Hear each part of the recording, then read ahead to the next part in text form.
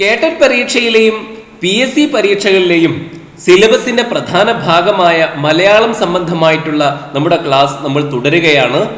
ഇന്നത്തെ ക്ലാസ്സിൽ നമ്മൾ ഭാഷാ പ്രയോഗത്തെ സംബന്ധിച്ചാണ് സംസാരിക്കുന്നത്. ഭാഷാ പ്രയോഗങ്ങളിൽ സംഭവിക്കുന്ന പിഴവുകൾ സംബന്ധമായുള്ള ചോദ്യങ്ങൾ കേട്ടറ്റ് പരീക്ഷയിലും PSC പരീക്ഷകളിലും സർവ്വസാധാരണമാണ്. കേട്ടറ്റ് പരീക്ഷയിൽ വന്നിട്ടുള്ള ചില ചോദ്യങ്ങൾ നമുക്കൊന്ന് പരിശോധിച്ചു നോക്കാം. താഴെ കൊടുത്തിട്ടുള്ളതിൽ ശരിയായ വാക്യം ഏത്? എ. കുറ്റം ചെയ്തതിന് രാഘവന് തടവ് ശിക്ഷ വിധിച്ചു. ബി. യഥാസമയം ബസ്സിൽ കയറാതിരുന്നത് കൊണ്ടാണ് അയാൾക്ക് സീറ്റ് നഷ്ടപ്പെടാൻ കാരണം. സി. നിരവധി കലകൾ കൊണ്ട് സമ്പന്നമാണ് നമ്മുടെ നാട്. ഡി. പുതിയ ജോലി കിട്ടിയപ്പോൾ അവൾ പഴയ ജോലിയും ഉപേക്ഷിച്ചു. ഇതിൽ ശരിയായ വാക്യം ഏത് എന്നതാണ് ചോദ്യം. എ ശരിയാണോ? നമുക്ക് പരിശോധിക്കാം. കുറ്റം ചെയ്തതിന് രാഘവന് തടവു ശിക്ഷ വിധിച്ചു എന്നാണ് പറയേണ്ടത്. രാഘവനെ എന്ന് പറഞ്ഞത് അവിടെ തെറ്റ് തന്നെയാണ്. രാഘവന് തടവു ശിക്ഷ വിധിച്ചു എന്ന് പറഞ്ഞാൽ അത് ശരിയാകുമായിരുന്നു. ബി നോക്കാം. യഥാസമയം ബസ്സിൽ കയറാതിരുന്നത് കൊണ്ടാണ് അയാൾക്ക് സീറ്റ് നഷ്ടപ്പെട്ടത് എന്ന് പറഞ്ഞാൽ മതിയായിരുന്നു. പിന്നീട് അവസാനം കാരണം എന്ന് പറയേണ്ടതുണ്ടായിരുന്നില്ല. യഥാസമയം ബസ്സിൽ കയറാതിരുന്നത് കൊണ്ടാണ് അയാൾക്ക് സീറ്റ് നഷ്ടപ്പെട്ടത്. സിയുടെ മുമ്പ് നമുക്ക് ഡി നോക്കാം. പുതിയ ജോലി കിട്ടിയപ്പോൾ അവൾ പഴയ ജോലി ഉപേക്ഷിച്ചു. അവിടെ പഴയ ജോലിയും എന്ന് പറയേണ്ടതില്ല, പഴയ ജോലി എന്ന് പറഞ്ഞാൽ മതി. പുതിയ ജോലി കിട്ടിയപ്പോൾ അവൾ പഴയ ജോലി ഉപേക്ഷിച്ചു എങ്കിൽ അത് ശരിയാകുമായിരുന്നു. സി. നിരവധി കലകൾ കൊണ്ട് സമ്പന്നമാണ് നമ്മുടെ നാട്. സി ശരിയാണ്. അപ്പോൾ സി എന്ന ഓപ്ഷനാണ് ഇതിൽ ശരിയായിട്ടുള്ളത്. അടുത്ത ചോദ്യം. താഴെ കൊടുത്തവയിൽ തെറ്റില്ലാതെ എഴുതിയ വാക്യം ഏത്? ബസ് പണിമുടക്കിയതിന്റെ കാരണം ജോലിക്കാർക്ക് കൂലി കൊടുക്കാത്തത് കൊണ്ടാണ്. ആ വാചകം തെറ്റാണ്. ബസ് പണിമുടക്കിയതിന് കാരണം ജോലിക്കാർക്ക് കൂലി കൊടുക്കാത്തതാണ് എന്ന് മതി. അവസാനം കൊണ്ടാണ് എന്ന് പറയേണ്ടതില്ല. ബി. അയാൾ സ്വയം ആത്മപരിശോധന നടത്തിയാലേ രക്ഷപ്പെടൂ. അയാൾ ആത്മപരിശോധന നടത്തിയാലേ രക്ഷപ്പെടൂ എന്ന് പറഞ്ഞാൽ മതി. സ്വയം എന്ന് പറയേണ്ടതില്ല. ആത്മപരിശോധന സ്വയം നടത്തുന്നതാണല്ലോ. ഡി നോക്കാം. ഞാൻ കോയമ്പത്തൂരിലേക്ക് ഇന്നലെ പോകുമ്പോൾ പതിവ് പോലെ തീവണ്ടിയിലാണ് പോകാറ്. അതിൽ ഒരുപാട് തെറ്റുകൾ ഉണ്ട് എന്ന് നമുക്ക് വായിക്കുമ്പോൾ തന്നെ മനസ്സിലാകും. സി എന്ന ഓപ്ഷനാണ് ശരിയായിട്ടുള്ളത്. ഞാൻ പ്രധാനമന്ത്രിയെ കണ്ടത് ഇതിനൊക്കെ എത്രയോ മുമ്പാണ്. അപ്പൊ സി ആണ് ശരിയായ ഉത്തരം. ഇത്തരം ചോദ്യങ്ങൾക്ക് ഉത്തരം എഴുതുമ്പോൾ നമ്മൾ എന്തെല്ലാം കാര്യങ്ങളാണ് ശ്രദ്ധിക്കേണ്ടത്? അതാണ് ഈ ക്ലാസ്സിൽ, ഇന്നത്തെ ക്ലാസ്സിൽ നമ്മൾ വിശദീകരിക്കുന്നത്. ഇത്തരം ചോദ്യങ്ങൾ എഴുതുമ്പോൾ നമ്മൾ ശ്രദ്ധിക്കേണ്ടുന്ന ഒരു കാര്യം പൗനരുക്ത്യമാണ്. പൗനരുക്ത്യം എന്ന് പറഞ്ഞാൽ വീണ്ടും പറയുക. ആവശ്യമില്ലാതെ വീണ്ടും പറയുന്നത് നമ്മൾ ഒഴിവാക്കണം. ഒരു ഉദാഹരണം പറഞ്ഞാൽ, ഞാൻ ഒരു കാര്യം മനസ്സിൽ വിചാരിച്ചതേ ഉള്ളൂ, അത് തെറ്റാണ്, അങ്ങനെ പറയേണ്ടതില്ല. ഞാൻ ഒരു കാര്യം വിചാരിച്ചതേ ഉള്ളൂ എന്ന് പറഞ്ഞാൽ മതി. കാരണം വിചാരിക്കുന്നത് മനസ്സിലാണ്. അതുകൊണ്ട് ഞാൻ ഒരു കാര്യം വിചാരിച്ചതേ ഉള്ളൂ എന്ന് പറഞ്ഞാൽ മതി. അത് മനസ്സിലാണ് വിചാരിച്ചത് എന്ന് കേൾക്കുന്ന ആർക്കും മനസ്സിലാകും. ഇന്ന് രാത്രി നൈറ്റ് ഡ്യൂട്ടി ഉണ്ടോ? അത് ഇന്ന് രാത്രി ഡ്യൂട്ടി ഉണ്ടോ എന്ന് ചോദിച്ചാൽ മതി. രാത്രി എന്ന് പറഞ്ഞത് കൊണ്ട് പിന്നെയും നൈറ്റ് എന്ന് പറയേണ്ടതില്ല. ഞാൻ എൻ്റെ മൂക്ക് കൊണ്ട് മണത്തു നോക്കുകയായിരുന്നു. മണത്തു നോക്കുന്നത് മൂക്ക് കൊണ്ടാണ് എന്ന് എല്ലാവർക്കും അറിയാം. അതുകൊണ്ട് മൂക്ക് കൊണ്ട് എന്ന് പറയേണ്ട ആവശ്യമില്ല. ഞാൻ മണത്തു നോക്കുകയായിരുന്നു എന്ന് തന്നെ പറഞ്ഞാൽ മതി. ഇങ്ങനെ ആവശ്യമല്ലാതെ വീണ്ടും പറയുന്നതിനെയാണ് പൗനരുക്ത്യം എന്ന് പറയുന്നത്. അത് നമ്മൾ പ്രത്യേകം ശ്രദ്ധിക്കേണ്ടുന്ന കാര്യമാണ്. പൗനരുക്ത്യത്തെ നമുക്ക് രണ്ടായിട്ട് വേർതിരിക്കാം. ശബ്ദ പൗനരുക്ത്യം, അർത്ഥ പൗനരുക്ത്യം. ഇത് വേർതിരിച്ച് നമ്മൾ മനസ്സിലാക്കിയാൽ നമുക്ക് എളുപ്പത്തിൽ ഇത്തരം ചോദ്യങ്ങൾക്ക് ഉത്തരം എഴുതാൻ സാധിക്കും. ശബ്ദ പൗനരുക്ത്യം എന്ന് പറഞ്ഞാൽ ഒരിക്കൽ പറഞ്ഞത് തന്നെ വീണ്ടും പറയുന്നതാണ് ശബ്ദ പൗനരുക്ത്യം. ഒരു ഉദാഹരണം പറയുകയാണെങ്കിൽ, എല്ലാ ആഴ്ച തോറും, ബാക്കി സെന്റൻസ് നമ്മൾ പറയേണ്ടതില്ല, എല്ലാ ആഴ്ച തോറും എന്ന് മാത്രം എടുത്തു നോക്കുക. അതിൽ എന്താണ് തെറ്റ്? അതിൽ ആഴ്ച തോറും എന്ന് പറഞ്ഞാൽ മതി, അല്ലെങ്കിൽ എല്ലാ ആഴ്ചയും എന്ന് പറഞ്ഞാലും മതി. രണ്ടും കൂടി പറയേണ്ട ആവശ്യമില്ല. എല്ലാ എന്നും തോറും എന്നും രണ്ടും കൂടി ഒരേ സമയം പറയേണ്ടതില്ല. ഒന്നുകിൽ എല്ലാ ആഴ്ചയും, അല്ലെങ്കിൽ ആഴ്ച തോറും, അങ്ങനെ പറഞ്ഞാൽ മതി. അതുകൊണ്ട് എല്ലാ ആഴ്ച തോറും എന്ന് പറയുന്നത് തെറ്റാണ്. ഏകദേശം 100ഓളം പേർ, അതിൽ തെറ്റെന്താണ്? ഏകദേശം 100 പേർ എന്ന് പറഞ്ഞാൽ മതി, അല്ലെങ്കിൽ 100ഓളം പേർ എന്ന് പറഞ്ഞാൽ മതി. രണ്ടും കൂടി ചേർത്ത് പറയേണ്ടതില്ല. ഏകദേശം 100 പേർ എന്ന് പറയാം, അല്ലെങ്കിൽ 100ഓളം പേർ എന്ന് പറയാം. ഏകദേശം 100ഓളം പേർ എന്ന് രണ്ടും കൂടി ചേർത്തുകൊണ്ട് പറയേണ്ടതില്ല. ഇതിനെയാണ് ശബ്ദ പൗനരുക്തം എന്ന് പറയുന്നത്. ഒരിക്കൽ പറഞ്ഞത് തന്നെ വീണ്ടും പറയാം. ചില ഉദാഹരണങ്ങൾ കൂടി നമുക്ക് നോക്കാം. അവൾ എല്ലാ ദിവസവും വരും. അവൾ ദിവസവും വരും എന്ന് പറഞ്ഞാൽ മതി, എല്ലാ എന്ന് പറയേണ്ടെന്ന ആവശ്യമില്ല. അവൾ പോകാറു പതിവുണ്ട്. അവൾ പോകാറുണ്ട് എന്ന് പറയാം, അല്ലെങ്കിൽ അവൾ പോകുക പതിവുണ്ട് എന്ന് പറയാം. അല്ലാതെ അവൾ പോകാറു പതിവുണ്ട് എന്ന് പറയേണ്ടതില്ല. വെറും വെള്ളം മാത്രം കുടിച്ചു. വെള്ളം മാത്രം കുടിച്ചു എന്ന് പറഞ്ഞാൽ മതി, അല്ലെങ്കിൽ വെറും വെള്ളം കുടിച്ചു എന്ന് പറഞ്ഞാലും മതി. വെറും മാത്രം രണ്ടും കൂടി ഒന്നിച്ച് പ്രയോഗിക്കേണ്ടുന്ന ആവശ്യമില്ല. അപ്പൊ ശബ്ദ പൗനരുക്തം എല്ലാവർക്കും മനസ്സിലായല്ലോ. ഒരിക്കൽ പറഞ്ഞ കാര്യം വീണ്ടും പറയുന്നതിനെയാണ് ശബ്ദ പൗനരുക്തം എന്ന് പറയുന്നത്. രണ്ടാമത്തേതാണ് അർത്ഥ പൗനരുക്തം. അതായത് പറയേണ്ടതില്ലാത്ത കാര്യം എടുത്തു പറയാം. അതാണ് അർത്ഥ പൗനരുക്തം എന്ന് പറയുന്നത്. പറയാതെ തന്നെ കിട്ടുന്ന കാര്യം നമ്മൾ എടുത്തു പറയാം. അതാണ് അർത്ഥ പൗനരുക്തം. അതും നമ്മൾ ഒഴിവാക്കേണ്ടതാണ്. ഒരു ഉദാഹരണം പറഞ്ഞാൽ, അവളുടെ ഭാവിയെപ്പറ്റി ഓർത്ത് ഞാൻ ആശങ്കാകുലനാണ്. അവളുടെ ഭാവി ഓർത്ത് ഞാൻ ആശങ്കാകുലനാണ് എന്ന് പറഞ്ഞാൽ മതി. അവളുടെ ഭാവിയെ പറ്റി എന്ന് പറയേണ്ടതില്ല. രണ്ടും അവളുടെ ഭാവി ഓർത്ത് ഞാൻ ആശങ്കാകുലനാണ് എന്ന് പറഞ്ഞാൽ തന്നെ ആ വാചകം ഒരു ശരിയായ വാചകമാണ്. അവിടെ ഭാവിയെ പറ്റി എന്ന് പറയേണ്ടതില്ല. ഇന്നലെ മുതൽ വീശി തുടങ്ങിയ കാറ്റ് ഇതുവരെ നിലച്ചിട്ടില്ല. കാറ്റ് വീശുന്നതാണ് എന്ന് എല്ലാവർക്കും അറിയാമല്ലോ. അതുകൊണ്ട് ഇന്നലെ തുടങ്ങിയ എന്ന് പറഞ്ഞാൽ മതി. ഇന്നലെ മുതൽ വീശി തുടങ്ങിയ എന്ന് പറയേണ്ടുന്ന കാര്യമില്ല. അത് പറയാതെ തന്നെ ആളുകൾക്ക് കാര്യം മനസ്സിലാവും. ഇന്നലെ തുടങ്ങിയ കാറ്റ് ഇതുവരെ നിലച്ചിട്ടില്ല. അപ്പൊ ഇങ്ങനെ പറയേണ്ടതില്ലാത്ത കാര്യം നമ്മൾ ഇങ്ങനെ എടുത്തു പറയുന്നതിനെയാണ് അർത്ഥ പൗനരുക്തം എന്ന് പറയുന്നത്. അപ്പൊ അത് നമ്മൾ ഇത്തരം വാക്യങ്ങളിൽ നിന്ന് ഒഴിവാക്കേണ്ടതാണ്.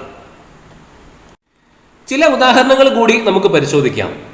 മുഖ്യമന്ത്രി തൻ്റെ പത്നിയോടൊപ്പം എത്തിച്ചേർന്നു. തൻ്റെ എന്ന വാക്ക് ഇവിടെ പ്രയോഗിക്കേണ്ടതില്ല.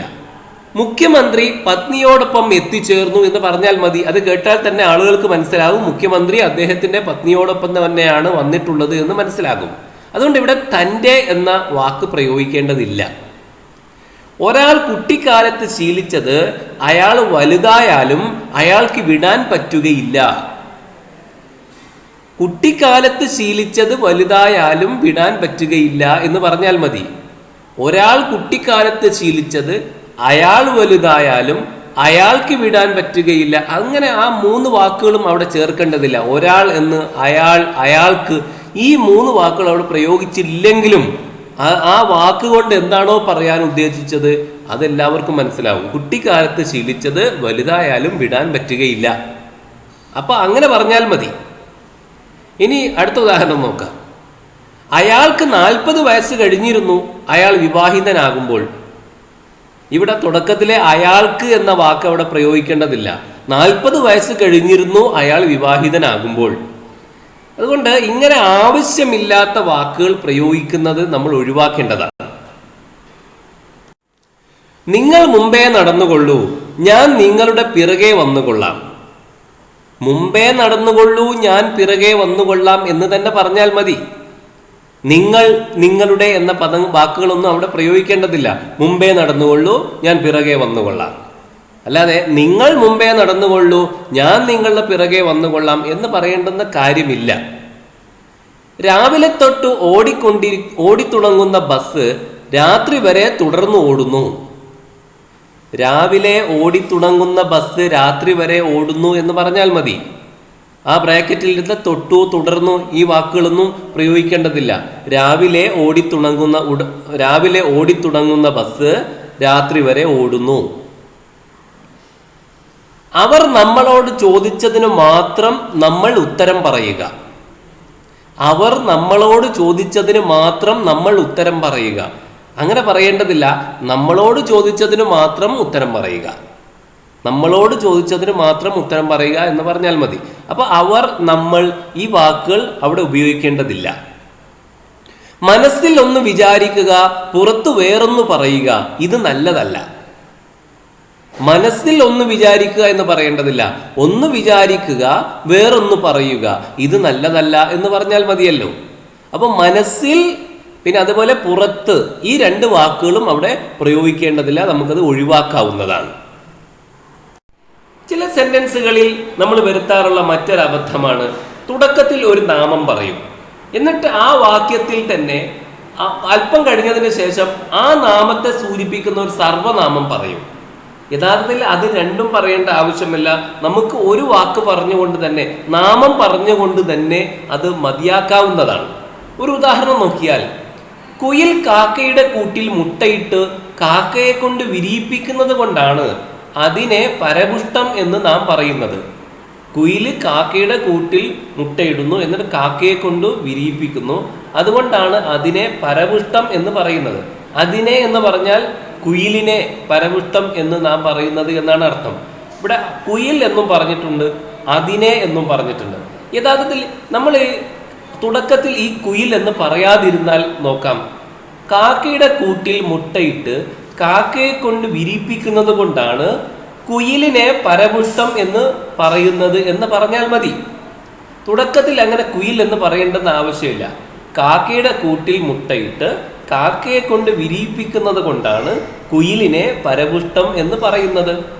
അപ്പൊ രണ്ട് വട്ടം കുയിൽ എന്നും പിന്നെ അതിനെ സൂചിപ്പിക്കുന്ന സർവനാമമായ അതിനെ എന്നും പറയേണ്ടുന്ന ആവശ്യമില്ല. ഇനി രണ്ട് ഉദാഹരണങ്ങൾ കൂടി നോക്കാം. രാവണൻ സീതയെ തട്ടിക്കൊണ്ടുപോയത് കൊണ്ടാണ് അയാളെ പരതാരാപഹാരി എന്ന് നാം വിളിക്കുന്നത്. ഇവിടെ തുടക്കത്തിൽ രാവണൻ എന്നും പിന്നെ അയാളെ എന്നും പറഞ്ഞിരിക്കുന്നു. ആദ്യം രാവണൻ എന്ന നാമം പറഞ്ഞു, പിന്നെ അതിനെ സൂചിപ്പിക്കുന്ന ഒരു സർവനാമം പറഞ്ഞിരിക്കുന്നു, അയാളെ എന്ന്. ഇവിടെ രാവണൻ എന്ന് തുടക്കത്തിൽ പറയേണ്ടതില്ല. അയാളെ എന്ന സ്ഥാനത്ത് രാവണനെ എന്ന് പറഞ്ഞാൽ മതി. സീതയെ തട്ടിക്കൊണ്ടുപോയത് കൊണ്ടാണ് രാവണനെ പരതാരാപഹാരി എന്ന് നാം വിളിക്കുന്നത് എന്ന് പറഞ്ഞാൽ മതി. അപ്പൊ നാമവും പിന്നെ അതിനെ സൂചിപ്പിക്കുന്ന സർവനാമവും പറയേണ്ടുന്ന കാര്യമില്ല. ബസ് രാത്രിയിലും ഓടുന്നത് കൊണ്ടാണ് നാം അതിനെ രാത്രി വണ്ടി എന്ന് വിളിക്കുന്നത്. ഇവിടെ തുടക്കത്തിൽ ബസ് എന്നും പിന്നെ അതിനെ എന്നും പറഞ്ഞിരിക്കുന്നു. അങ്ങനെ നാമവും സർവനാമവും ഒരേ സെന്റൻസിൽ പറയേണ്ടതില്ല. ആദ്യത്തിലെ നാമം ഒഴിവാക്കുക. രാത്രിയിലും ഓടുന്നത് കൊണ്ടാണ് നാം ബസ്സിനെ രാത്രി വണ്ടി എന്ന് വിളിക്കുന്നത്. ഇവിടെ നാം എന്നതും നമുക്ക് ഒഴിവാക്കാം. രാത്രിയിലും ഓടുന്നത് കൊണ്ടാണ് ബസ്സിനെ രാത്രി വണ്ടി എന്ന് വിളിക്കുന്നത്. അപ്പൊ നാമവും സർവനാമവും കൂടിയിട്ട് ഒരേ സെന്റൻസിൽ പറയേണ്ടുന്ന കാര്യമില്ല. നമുക്ക് പറ്റുന്ന മറ്റൊരു തെറ്റാണ് ആവശ്യമില്ലാതെ കർത്താവിനെ പ്രയോഗിക്കൽ. ഉദാഹരണം നോക്കുമ്പോൾ, അദ്ദേഹം സ്കൂളിൽ നിന്ന് മടങ്ങി വരുമ്പോൾ ഞാൻ അദ്ദേഹത്തെ വഴിയിൽ വെച്ച് കണ്ടു. സ്കൂളിൽ നിന്ന് മടങ്ങി വരുമ്പോൾ ഞാൻ അദ്ദേഹത്തെ വഴിയിൽ വെച്ച് കണ്ടു എന്ന് പറഞ്ഞാൽ മതി. അദ്ദേഹം എന്ന് 2 തവണ ആവർത്തിച്ച് പറയേണ്ടതില്ല. ഒരു സിംഹം ഇര തേടി അത് വളരെ ദൂരം നടന്നു. ഒരു സിംഹം ഇര തേടി വളരെ ദൂരം നടന്നു എന്ന് പറഞ്ഞാൽ മതി. അത് എന്ന് വീണ്ടും പറയേണ്ടതില്ല. പെൺകുറുക്കൻ ഒരു ഉപായം കണ്ടെത്തിയതായി അവൾ വിളിച്ചു പറഞ്ഞു. പെൺകുറുക്കൻ എന്നും അവൾ എന്നും പറയേണ്ടതില്ല. പെൺകുറുക്കൻ ഒരു ഉപായം കണ്ടെത്തിയതായി വിളിച്ചറിയിച്ചു. നിങ്ങൾ മര്യാദയായി പെരുമാറണം, അല്ലെങ്കിൽ നിങ്ങൾ ശിക്ഷിക്കപ്പെടും. മര്യാദയായി പെരുമാറണം, അല്ലെങ്കിൽ നിങ്ങൾ ശിക്ഷിക്കപ്പെടും എന്ന് പറഞ്ഞാൽ മതി. തുടക്കത്തിൽ നിങ്ങൾ എന്ന് പറയേണ്ടതില്ല, അല്ലെങ്കിൽ ഇങ്ങനെ 2 നിങ്ങൾ പറയേണ്ടുന്ന ആവശ്യമില്ല. ഇങ്ങനെ ആവശ്യമില്ലാതെ കർത്താവിനെ പ്രയോഗിക്കലും നമുക്ക് പറ്റുന്ന മറ്റൊരു തെറ്റാണ്. ഞങ്ങൾ പിറ്റേന്ന് രാവിലെ തന്നെ അവരോടെല്ലാം ഞങ്ങൾ നന്ദി പറഞ്ഞു. ഇവിടെ ഞങ്ങൾ എന്ന് 2 തവണ വന്നിരിക്കുന്നു. ഞങ്ങൾ പിറ്റേന്ന് രാവിലെ തന്നെ അവരോടെല്ലാം നന്ദി പറഞ്ഞു എന്ന് പറഞ്ഞാൽ മതി. 2 ഞങ്ങൾ വേണ്ടതില്ല. രണ്ടാമത്തെ ഞങ്ങൾ നമുക്ക് ഒഴിവാക്കാം. ശാന്തിക്കാരൻ 7:30 വെളുപ്പിന് എത്തിയിട്ട് അയാൾ അമ്പലം തുറന്നു വിളക്ക് കൊളുത്തി. ഇവിടെ അയാൾ എന്ന് പറയേണ്ടെന്ന് ആവശ്യമില്ലായിരുന്നു. ശാന്തിക്കാരൻ 7:30 വെളുപ്പിന് എത്തിയിട്ട് അമ്പലം തുറന്നു വിളക്ക് കൊളുത്തി എന്ന് പറഞ്ഞാൽ മതി. ശാന്തിക്കാരൻ എന്ന് പറഞ്ഞതുകൊണ്ട് പിന്നെ അയാൾ എന്ന് പറയേണ്ടുന്ന ആവശ്യമില്ല. ഞാൻ ഊണ് കഴിക്കുമ്പോൾ എൻ്റെ തൊണ്ടയിൽ ചോറ് തടഞ്ഞു. ഞാൻ ഊണ് കഴിക്കുമ്പോൾ തൊണ്ടയിൽ ചോറ് തടഞ്ഞു എന്ന് പറഞ്ഞാൽ മതി, എൻ്റെ എന്ന് പറയേണ്ടെന്ന ആവശ്യമില്ല. ഇനി നമ്മൾ ശ്രദ്ധിക്കേണ്ടുന്ന ഒരു കാര്യമാണ്, ഉപജാതി വാചകം ജാതിയെ സൂചിപ്പിക്കുന്നത് കൊണ്ട് ജാതി വാചകം പ്രയോഗത്തിൽ ഒഴിവാക്കേണ്ടതാണ്. ഒരു ഉദാഹരണം പറയുമ്പോൾ ഇത് നന്നായി ബോധ്യപ്പെടും. ഉടുപ്പിന് ഞാൻ നീല, കറുപ്പ്, ചുമപ്പ്, പച്ച ഈ നിറങ്ങളിൽ ഒന്നാണ് തിരഞ്ഞെടുക്കുക.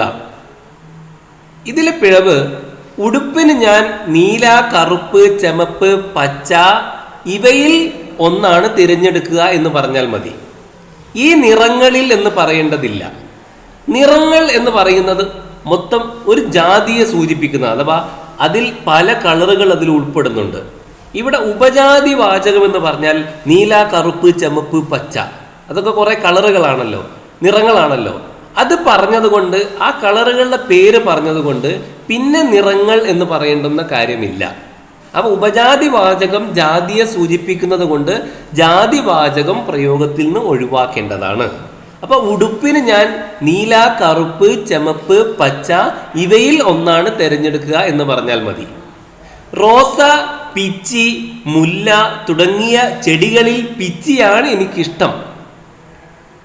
അതിലെ തെറ്റ് തിരുത്തി പറയേണ്ടത് റോസ, പിച്ചി, മുല്ല തുടങ്ങിയവയിൽ പിച്ചിയാണ് എനിക്കിഷ്ടം എന്നാണ് പറയേണ്ടത്. ചെടികളിൽ എന്ന് പിന്നെ പറയേണ്ടതില്ല. റോസ, പിച്ചി, മുല്ല എന്നിവയൊക്കെ ചെടികളാണ്. അതുകൊണ്ട് ആ ചെടികളുടെ പേര്, ആ ചെടികളുടെ ഉപജാതികളെ കുറിച്ചാണ് അത് പറയുന്നത്. അതുകൊണ്ട് പിന്നെ മൊത്തം ജാതിയെ ഉൾക്കൊള്ളുന്ന ചെടി എന്ന വാക്ക് പിന്നെ പറയേണ്ടതില്ല. റോസ, പിച്ചി, മുല്ല തുടങ്ങിയവയിൽ പിച്ചിയാണ് എനിക്കിഷ്ടം എന്ന് പറഞ്ഞാൽ മതി. ഇനി നമ്മൾ ശ്രദ്ധിക്കേണ്ടുന്ന മറ്റൊരു കാര്യമാണ് വാക്യ സന്തുലനം. അഥവാ രണ്ടോ അതിലേറെയോ വാക്യങ്ങൾ, ചെറിയ വാക്യങ്ങൾ പരസ്പരം ചേർക്കുമ്പോൾ ഒരു പൊരുത്തം ആവശ്യമാണ്. ബുക്ക് ശങ്കരനും ശശിക്ക് പേനയും കൊടുത്തു എന്ന് പറഞ്ഞാൽ അത് തെറ്റാണ്. അതിലൊരു സന്തുലനമില്ല. ഇവിടെ രണ്ട് വാചകങ്ങൾ ചേർത്തതാണ്. ബുക്ക് ശങ്കരന് കൊടുത്തു, ശശിക്ക് പേന കൊടുത്തു. ഇങ്ങനെ ഈ രണ്ട് വാക്യങ്ങളും ചേർത്തുകൊണ്ടാണ് ബുക്ക് ശങ്കരനും ശശിക്ക് പേനയും കൊടുത്തു എന്ന് പറയുന്നത്. അപ്പോൾ ഇവിടെ ഇതിനെ രണ്ടിനെയും ചേർത്തപ്പോൾ രണ്ടിലെയും പദക്രമങ്ങൾ ഒരേ വിധം ആയിട്ടില്ല. അപ്പോൾ ഇതിനെ വേണമെങ്കിൽ നമുക്ക് രണ്ട് രൂപത്തിൽ പറയാം, ശരിയാക്കിക്കൊണ്ട് രണ്ട് രൂപത്തിൽ പറയാം. ബുക്ക് ശങ്കരനും പേന ശശിക്കും കൊടുത്തു എന്ന് പറയാം, അല്ലെങ്കിൽ ശങ്കരന് ബുക്കും ശശിക്കു പേനയും കൊടുത്തു എന്നും പറയാം. ഇത് അങ്ങനെയല്ല ഇവിടെ ആദ്യം പറഞ്ഞിരിക്കുന്നത്. ബുക്ക് ശങ്കരനും ശശിക്കു പേനയും കൊടുത്തു എന്നാണ്. അങ്ങനെ പറയുമ്പോൾ അവിടെ ഒരു സന്തുലനം ഉണ്ടാകുന്നില്ല. അപ്പൊ വാക്യ സന്തുലനം വേണം ഇങ്ങനെ ലഘുവാക്യങ്ങൾ പരസ്പരം ചേർക്കുമ്പോൾ. മറ്റൊരു ഉദാഹരണം നോക്കുമ്പോൾ, അവൾ സ്ഥലത്ത് ഇല്ലാത്തതിനാലും നീ വരാത്തത് കൊണ്ടും കാര്യം നടന്നില്ല. ഇതിലും വാക്യ സന്തുലനം ഉണ്ടായിട്ടില്ല. അവൾ സ്ഥലത്ത് ഇല്ലാത്തതിനാലും നീ വരാത്തതിനാലും കാര്യം നടന്നില്ല എന്ന് പറയാം. അല്ലെങ്കിൽ അവൾ സ്ഥലത്ത് ഇല്ലാത്തത് കൊണ്ടും നീ വരാത്തത് കൊണ്ടും കാര്യം നടന്നില്ല എന്ന് പറയാം. അല്ലാതെ ഇവിടെ ഒരിടത്ത് ആലും മറ്റിടത്ത് കൊണ്ടും എന്നിങ്ങനെ പറഞ്ഞിരിക്കുന്നു. അത് ശരിയായ പ്രയോഗമല്ല. അവിടെ വാക്യ സന്തുലനം ഉണ്ടായിട്ടില്ല. ഇനി നമ്മൾ ശ്രദ്ധിക്കേണ്ടുന്ന മറ്റൊരു കാര്യമാണ് പ്രയോഗ വൈകല്യം. പല വിധത്തിലും പ്രയോഗ വൈകല്യങ്ങൾ സംഭവിക്കാവുന്നതാണ്. അതായത് ഈ ആശയവ്യാപ്തി എത്രയെന്നൊന്നും അറിയാതെ അതിലെ അർത്ഥം പൂർണ്ണമായോ ഭാഗികമായോ ഒന്നുകൂടി എടുത്തു പറയുകയും ചെയ്യുന്ന അസംബന്ധം നമ്മൾ രചനകളിൽ നിന്ന് ഒഴിവാക്കുക തന്നെ വേണ്ടതാണ്. അതിന് ചില ഉദാഹരണങ്ങൾ നമുക്ക് നോക്കാം. അയാൾ ഏഷണി പ്രയോഗിച്ചു ആളുകളെ കൂട്ടിത്തല്ലിക്കുന്ന ഒരു നാരദനാണ്. നാരദന്റെ പണിയാണ് ഏഷണി പ്രയോഗിച്ച് ആളുകളെ കൂട്ടിത്തല്ലിക്കുക. അതുകൊണ്ട് അത് പറഞ്ഞു കഴിഞ്ഞാൽ പിന്നെ നാരദനാണ് എന്ന് പറയേണ്ടതില്ല. അല്ലെങ്കിൽ അയാൾ നാരദനാണ് എന്ന് പറഞ്ഞാൽ മതി. അയാൾ ഒരു നാരദനാണ് എന്ന് പറഞ്ഞാൽ ആളുകൾക്ക് മനസ്സിലാകും ഏഷണി പ്രയോഗിച്ചു ആളുകളെ കൂട്ടിത്തല്ലിക്കുന്ന ആളാണ് എന്ന്. രാപ്പകലില്ലാതെ പാടുപെട്ട് ഭഗീരഥ പ്രയത്നം കൊണ്ടാണ് അതിന് അനുവാദം വാങ്ങിച്ചെടുത്തത്. രാപ്പകലില്ലാതെ പാടുപെട്ട് ശ്രമിക്കുന്നതിനെയാണ് ഭഗീരഥ പ്രയത്നം എന്ന് പറയുന്നത്. അതുകൊണ്ട് ഭഗീരഥ പ്രയത്നം കഴിച്ചാണ് അതിന് അനുവാദം വാങ്ങിച്ചെടുത്തത് എന്ന് പറഞ്ഞാൽ മതി. എങ്കിലും അവളുടെ ആ നടപ്പും കുലുക്കവും നോട്ടവും എല്ലാം കണ്ടാൽ ഒരാനച്ചന്തമുണ്ട്, എങ്കിലും അവൾക്കാകെ ഒരാനച്ചന്തമുണ്ട് എന്ന് പറഞ്ഞാൽ മതി. ആ നടപ്പും കുലുക്കവും നോട്ടവും എല്ലാം ഉദ്ദേശിച്ചുകൊണ്ടാണ് ആനച്ചന്തം എന്ന് പറയുന്നത്. ശശി ഒരു ഇരുതല മൂരിയാണ്, രണ്ടു പക്ഷത്തും ചേരും. രണ്ടു പക്ഷത്തും ചേരുന്നതിനെയാണ് ഇരുതല മൂരി എന്ന് പറയുന്നത്. അതുകൊണ്ട് ഇരുതല മൂരിയാണ് എന്ന് പറഞ്ഞാൽ മതി, രണ്ടു പക്ഷത്തും ചേരുമെന്ന് പിന്നെ പറയേണ്ടതില്ല. ശശി ഒരു ഇരുതല മൂരിയാണ്. ഇങ്ങനെ ഈ അവസാന കാലത്ത് കതിരിന്മേൽ വളം വെക്കുന്നത് കൊണ്ട് എന്താണൊരു പ്രയോജനം? ഇങ്ങനെ കതിരിന്മേൽ വളം വെക്കുന്നത് എന്തിനാണ് എന്ന് ചോദിച്ചാൽ മതി. അവസാന കാലത്ത് ചെയ്യുന്നതിനെയാണ് കതിരിന്മേൽ വളം വെക്കുക എന്ന് പറയാം. ആദ്യം ചെയ്യേണ്ടത് ചെയ്യാതെ അവസാന കാലത്ത് എന്തെങ്കിലും ചെയ്യാൻ ശ്രമിക്കുന്നതാണ് കതിരിന്മേൽ വളം വെക്കുന്നത് എന്നതുകൊണ്ട് ഉദ്ദേശം. അതുകൊണ്ട് രണ്ടും കൂടി ഒന്നിച്ച് പറയേണ്ടതില്ല. ഇങ്ങനെ കതിരിന്മേൽ വളം വെക്കുന്നത് എന്തിനാണ് എന്ന് ചോദിച്ചാൽ മതി. അയാൾക്ക് ഒരു മകനുള്ളത് മതിയല്ലോ, ഉള്ളതെല്ലാം നശിപ്പിച്ച് ദീപാവലി കുളിക്കും. ദീപാവലി കുളിക്കുക എന്ന് പറഞ്ഞാൽ ഉള്ളതെല്ലാം നശിപ്പിക്കുക എന്നാണ് അതുകൊണ്ട് ഉദ്ദേശം. അയാൾക്കൊരു മകനുള്ളത് മതിയല്ലോ, ദീപാവലി കുളിക്കും എന്ന് പറഞ്ഞാൽ മതി. സർക്കാർ ഉദ്യോഗസ്ഥന്മാർ ആത്മാർത്ഥതയില്ലാതെ ആർക്കാനും വേണ്ടി ഓക്കാനിക്കുകയാണ്. ആത്മാർത്ഥതയില്ലാതെ ചെയ്യുന്നത് ഉദ്ദേശിച്ചുകൊണ്ടാണ് ആർക്കാനും വേണ്ടി ഓക്കാനിക്കുക എന്ന് പറയുന്നത്. സർക്കാർ ഉദ്യോഗസ്ഥന്മാർ ആർക്കാനും വേണ്ടി ഓക്കാനിക്കുകയാണ് എന്ന് പറഞ്ഞാൽ മതി, ആത്മാർത്ഥതയില്ലാതെ എന്ന് പറയേണ്ടതില്ല. മൂത്തയാൾ ബിരുദനാണ്, എല്ലാം രഹസ്യമായേ ചെയ്യൂ, പൂച്ച പാൽ കുടിക്കുന്നത് പോലെ ആരും അറിയുന്നില്ലെന്നാണ് ഭാവം.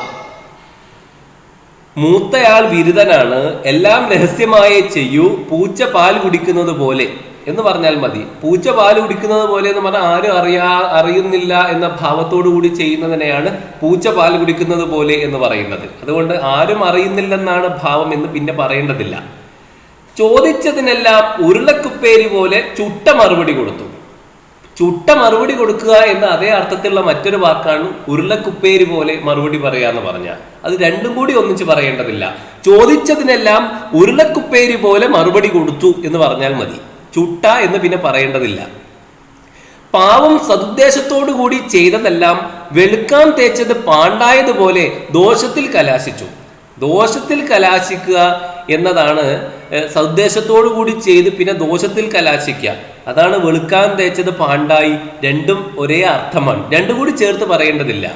പാവം സതുദ്ദേശത്തോടു കൂടി ചെയ്തതെല്ലാം വെളുക്കാൻ തേച്ചത് പാണ്ടായതുപോലെയായി എന്ന് പറഞ്ഞാൽ മതി. ദോഷത്തിൽ കലാശിച്ചു പിന്നെ എന്ന് അങ്ങനെ ചേർത്ത് പറയേണ്ടുന്ന കാര്യമില്ല.